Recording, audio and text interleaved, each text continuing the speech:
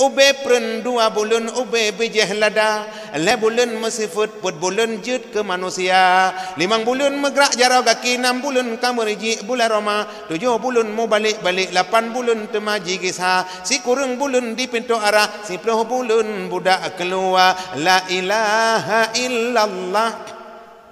Tak kenal besar akan tubuh dra, bulan kepon pegat oleh Allah, punyok gatangan awak ajara, bulan kedua nepegat ulai, bulan yang kelega kingan jara, bulan yang keput urat leher tu di dalam tubuh Tuhan pasal, bulan kelimang darangan gapa, 6 bulan sah kulit dengan asa, bulan ketujuh tulung 8 kan, bulan ke-8 abe selesa, bulan si kurung di pintu arah, 10 bulan sah budak lahelam nangra olahe gata, kena ubuma pupleput ura pama menjaga pupleput ura pama doa dapu pama pajuh buka dengan siara pupleput ura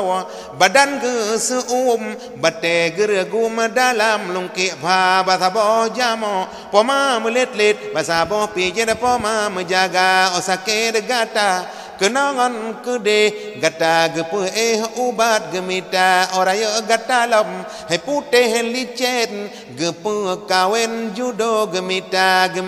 judo rini yang tatem hana gecen abeh belanja orang ci ke anu gesese geja amita tapi anak ke orang ci bongang putih jibo harga kapai yang tajam.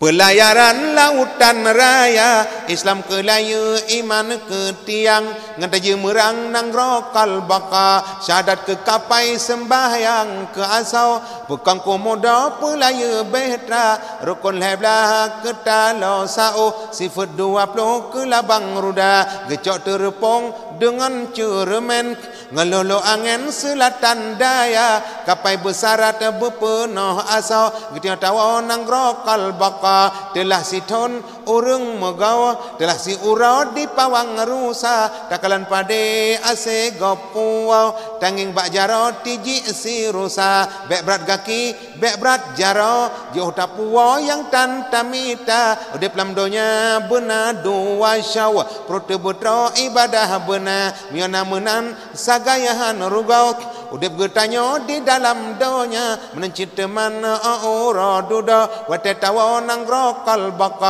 rokal baka sangat detat jio melintang aroh ngan laut raya nang rokal baka sangat detat jarak melintang sawah aput panca indra nang rokal baka rakyat mekatau hana musidro yang rumah muka nang rokal baka rame mesaksa iruh rakyat bago iraya nang rokal baka nafsi